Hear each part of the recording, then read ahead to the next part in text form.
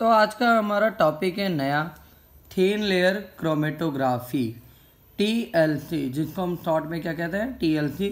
अब पहले तो इसको चालू करने से पहले हमें ये पता होना चाहिए क्रोमेटोग्राफी क्या होती है और क्रोमेटोग्राफी का वर्क क्या होता है और हम TLC का वर्क क्यों करते हैं, कहाँ करते हैं। तो आपने जैसे कि बेसिकली आपने HPLC का नाम सुना होगा, ये मेरे प्रीवियस वीडियो का टॉपिक था। अगर नहीं पता है तो आप जाइए HPLC देखिए। अभी का हमारा नया टॉपिक है TLC, तो शुरू करते हैं। Thin layer chromatography is an similar to paper chromatography. Thin layer कैसा होता है? Similar to paper chromatography. जैसे कि पेपर क्रोमेटोग्राफी होता है वैसे थिन लेयर क्रोमेटोग्राफी होता है।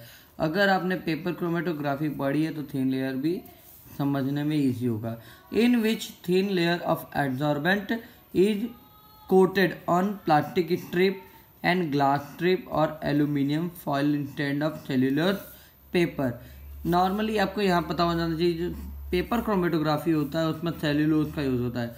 तो हम लोग क्या करेंगे, सेल्यूलोज का यूज़ कम करेंगे और इस बार हम प्लास्टिक एवं ग्लास स्ट्रिप और एल्यूमिनियम फॉइल का यूज़ करेंगे।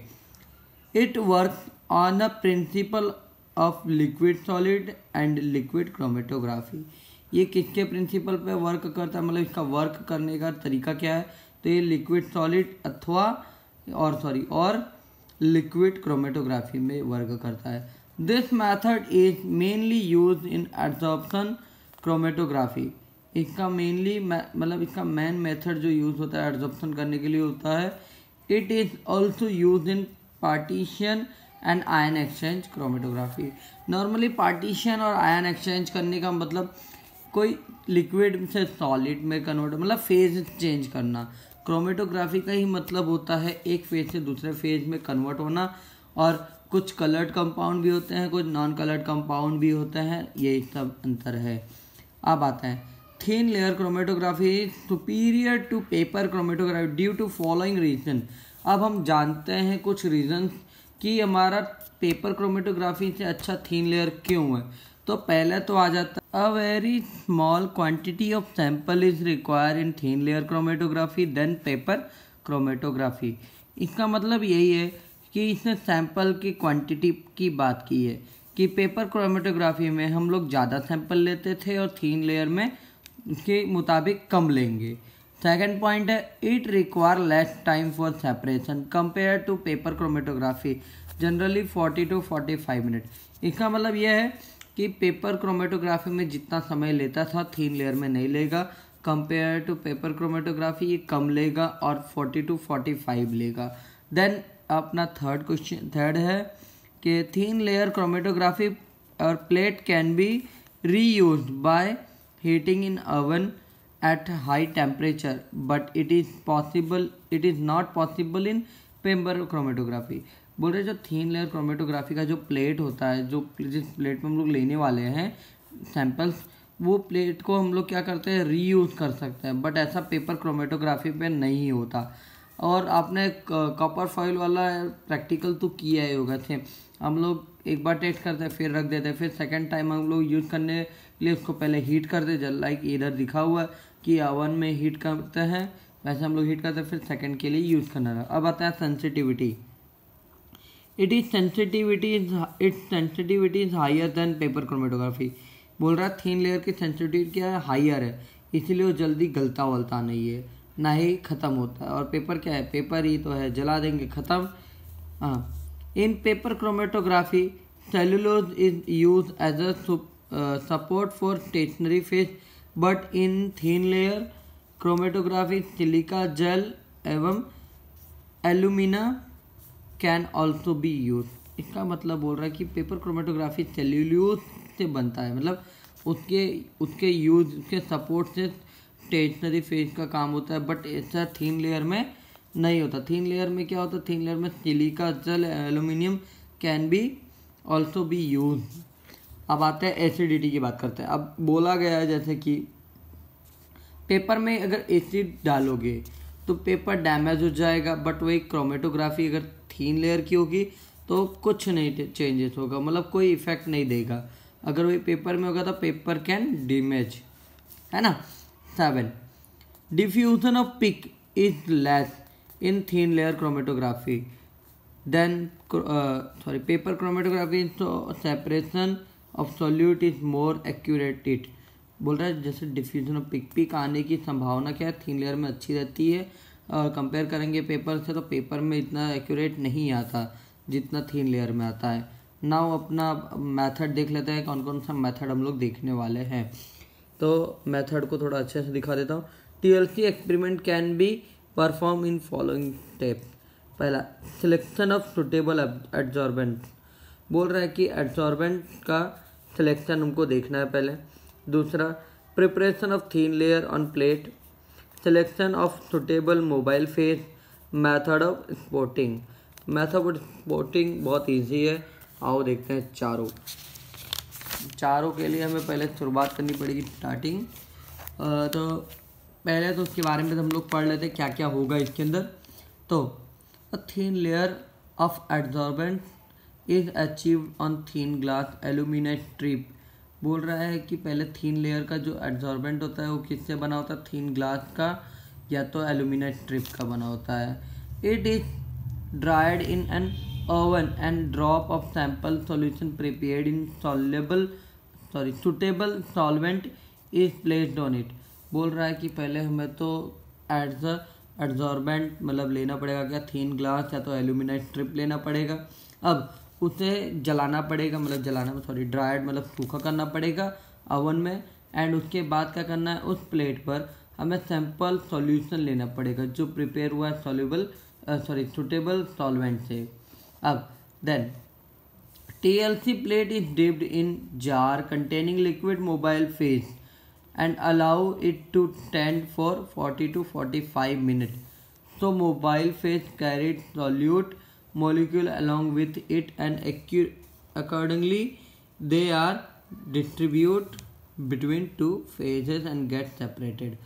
बहुत बड़ा था, पहले मैं अच्छे से समझा देता हूँ। क्या था कि यहाँ से कि TLC प्लेट पर, उसके बाद TLC जो प्लेट पे हम लोग सैंपल सॉल्यूशन डाल देते हैं, उसको फिर jar containing liquid mobile phase, मतलब एक जार होगा जिसके अंदर लिक्विड मोबाइल फेस होगा, उसके अंदर हम लोग उसको डाल देंगे, मतलब ऐसा लटका देंगे। देन उसके बाद उसको 40 to 45 मिनट के लिए रख देंगे।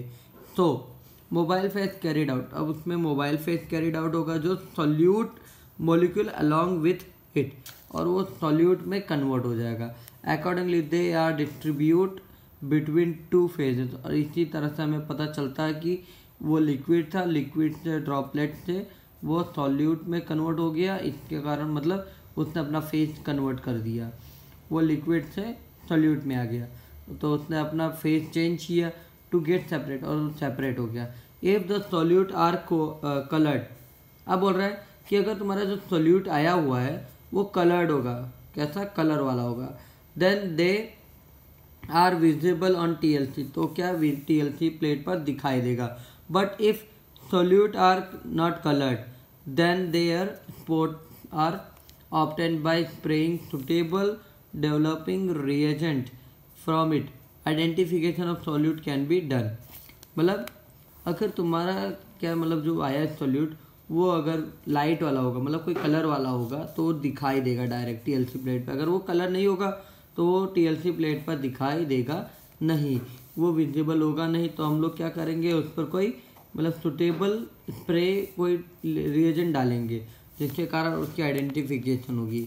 अब आता है method of preparation of TLC plate. अब जो TLC प्लेट लिया, लाइक इधर हमने जो बातें की, TLC layer absorbent is achieve on thin glass aluminium, वो जो लेयर है उसमें हमें करना क्या क्या है, मतलब उसको क्या करना है पहले देखते हैं। उसमें पहला स्टेप क्या है, स्प्रेइंग ऑफ एड्जॉर्बेंट स्लरी, उसके ऊपर क्या करेंगे, मतलब स्प्रे करेंगे एड्जॉर्बेंट स्लरी का। Dipping of plate in adsorbent slurry, उसके बाद उस प्लेट को क्या करेंगे, एड्जॉर्बेंट स्लरी में फिर डीप करेंगे, अंदर डुबा देंगे, मतलब भिगा देंगे। इस spreading of adsorbent on plate using suitable instrument, फिर डिप करने के बाद जब निकालेंगे तो उसको स्प्रेड करेंगे, फैला देंगे प्लेट के ऊपर सुटेबल इंस्ट्रूमेंट के द्वारा। अब pouring of adsorbent slurry on plate, उसके बाद उसको हमारा प्लेट रेडी हो चुका होगा तब तक। अब यहाँ पे कुछ प्लेट के लिए कुछ क्राइटेरिया, मतलब उसके लेंथ की क्राइटेरिया दी हुई है कि हमारा TLC प्लेट कितना 5 to 10 सेंटीमीटर लेंथ एंड उसकी ब्रीथ मतलब विथ 20 सेंटीमीटर तक होनी चाहिए। And plaster of Paris is added in it into absorbent slurry so that it can properly bind to TLC plate. अब आते हैं आगे, सिलेक्शन ऑफ एब्जॉर्बेंट। अब हमारे पास 4 एब्जॉर्बेंट दिए हुए हैं और यहाँ पे 4 नेम दिए हैं, जिसमें से मेनली हमें सिलिका जेल और एल्यूमिना और सेल्यूलोज पाउडर के बारे में जानना होगा। इसमें जो 3rd नंबर है ये इम्पोर्टेंट नहीं है, लाइक इसका कहीं यूज़ नहीं हुआ है TLC प्लेट पर अभी तक, तो इसे पढ़ना कोई इम्पोर्टेंट नहीं है अभी। और एब्जॉर्बेंट में एसिडिटी एंड बेसिसिटी दिखी हुई है इसमें कि सिलिका जेल की क्या होती है, एल्यूमिना की क्या होती है, एवं रिएक्शन इन्वॉल्व इन सेपरेशन और कौन कौन से सेपरेशन में ये इन्वॉल्व होते हैं। टाइप ऑफ सोल्यूट भी दिया हुआ है कि कैसा होना चाहिए, एंड आप ये देख सकते हैं। स्टॉप करके आप स्क्रीनशॉट ले लो और लिख लेना। एंड अभी आगे चलते हैं, selection of liquid mobile face. अब लिक्विड मोबाइल फेस का सिलेक्शन करना है, तो पहले देखते हैं कि हमें लिक्विड मोबाइल फेस में हमें क्या लेना है। तो मेरे पास सिर्फ इसमें कुछ ज़्यादा रेडी वो नहीं है, लिखा है कि ये रहा एनहेक्सेन और diethyl ether and acetic acid in 90:10:1 ratio is mainly use as a mobile phase. मतलब इतने रेशियो में इसको यूज़ करना है, याद कर लेना। एनहेक्सेन, डाईइथाइल ईथर एवं एसिडिक एसिड, ये 3 एसिड को लेना है एज अ मोबाइल फेस। अब आते हैं मेथड ऑफ स्पोर्टिंग। अब स्पोर्टिंग के लिए मैंने जैसे कि अभी बताया था यहाँ ही पे ऊपर के कलर्ड कंपाउंड होता है तो ऐसा, और नहीं कलर होगा तो उसमें क्या डालना पड़ेगा। तो after completing of TLC experiment colored solute are easily visible on TLC plate but for colorless। अब कलरलेस के लिए क्या करेंगे, तो उसके लिए हम लोग फिजिकल या तो chemical method are use for spotting. Mainly I2 solution is used for most of organic compound. Spraying of I2 results in brown color spot। बोल रहा है कि अगर हम I2 का सॉल्यूशन अगर स्प्रे करेंगे उसके ऊपर तो हमें ब्राउन कलर वाले स्पॉट्स दिखाई देंगे। अगर ब्राउन कलर के होंगे तो I2 डालने से दिख जाएंगे। Sometimes H2SO4 is also use but it's corrosive in nature. वो कोरोसिव नेचर होता है, that's why we can't use here. चलो आगे, sometimes phosphorus are use for spotting which look coloured in UV light. और हमें कभी कभी फॉस्फोरस का स्प्रे भी यूज़ करते हैं और वो UV लाइट के अंदर दिखाई देता है। तो आपका यहाँ पे मेथड ऑफ स्पोर्टिंग भी हो गया।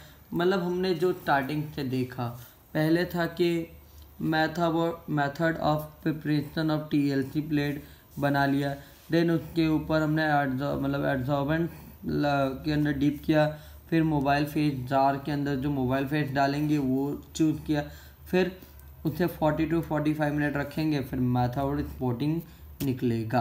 अब आगे के लेक्चर के लिए आप दूसरा वीडियो चेक कर सकते हैं।